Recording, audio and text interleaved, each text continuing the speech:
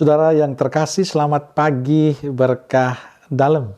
Sudah kita memberi senyum hari ini, Selasa 4 Agustus 2020. Gereja merayakan pesta Santo Yohanes Maria Vianney, seorang imam. Mari kita awali permenungan kita pagi ini dengan tanda kemenangan Kristus. Dalam nama Bapa dan Putra dan Roh Kudus. Amin. Bacaan Injil hari ini diambil dari Injil Matius bab 15 ayat 1-2, dilanjutkan 10-14. Salam sukacita.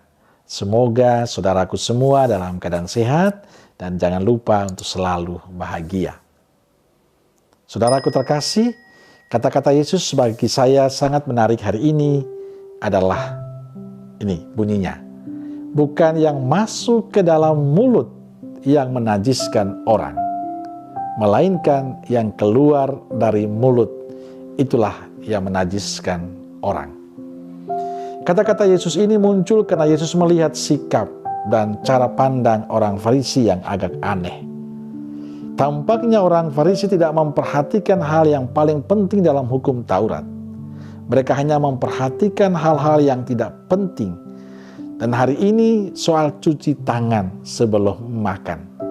Bagi mereka ini masalah besar dan mungkin saja mereka beranggapan ini terjadi karena Yesus yang mengajarkan hal itu kepada para muridnya. Tapi justru disinilah Yesus menunjukkan hal penting kepada orang Farisi. Bahwa makanan yang dimakan dengan tidak mencuci tangan tidak mempengaruhi kerohanian seseorang. Namun apa yang keluar dari mulut seseorang, yaitu perkataannya, menunjukkan kondisi hatinya. Saudara yang terkasih, sikap orang Farisi ini nyata dalam kehidupan kita. Kadang kita seenaknya saja mengatakan orang lain kafirlah, orang lain jahatlah, orang lain tidak benar, dan masih banyak lagi litani kejelekan kepada orang lain. Tapi pernahkah kita merenungkan sikap hidup kita? Pernahkah kita merenungkan kata-kata kita, perbuatan kita? Jangan-jangan kita hanya menunjukkan kemanisan di kulit saja, di bibir saja, tapi hati kita penuh dengan kebusukan. Inilah teguran Yesus untuk kita, bahwa bukan sesuatu yang masuk ke dalam mulut, ke dalam perut kita, yang menajiskan, tapi yang keluar dari mulut kita, dari hati kita, soal kata-kata kita, soal sikap kita. Karenanya kita hidup dari hati itu menjadi penting. Persoalan adalah kita lebih suka untuk berkata-kata tanpa mendasari hidup dari hati yang terdalam. Saudaraku, hidup dari kedalaman hati itulah yang ditunjukkan oleh Santo Yohanes Maria Vianney yang kita rayakan hari ini. Dia imam yang sederhana, imam yang tidak diperhitungkan oleh banyak orang. Dan bahkan dia ditugaskan di sebuah paroki terpencil di Perancis. Tapi banyak orang datang kepadanya dan mengaku dosa dengan dia, serta mengungkapkan keluh kesahnya.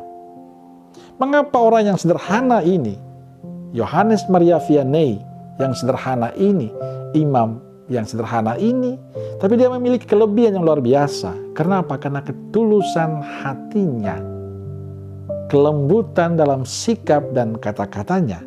Tentu itu semua karena keluar dari hati yang terdalam, karena relasi pribadinya dengan Tuhan yang luar biasa.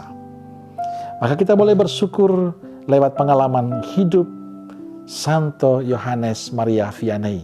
Dan bagi saya sebagai imam, beliau sangat menginspirasi hidup saya. Betapa pentingnya kesederhanaan hidup dan betapa pentingnya menjaga kata dan sikap hidup sebagai seorang imam. Supaya kehadiran kami sebagai imam sungguh-sungguh memberi berkat bagi sesama yang lain.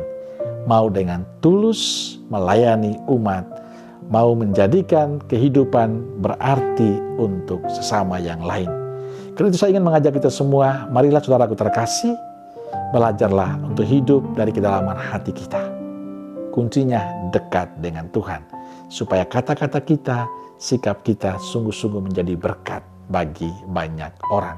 Moga-moga hari ini Anda dan saya bisa menjaga kata-kata kita, tidak menyakitkan orang lain, tapi membawa berkat bagi orang lain. Kita pasti bisa. Amin. Salam Keluarga Kudus Nazaret. Semoga kita semua hari ini diberkati oleh Allah yang Maha Kuasa, Bapa, Putra, dan Roh Kudus. Amin. Berkah dalam.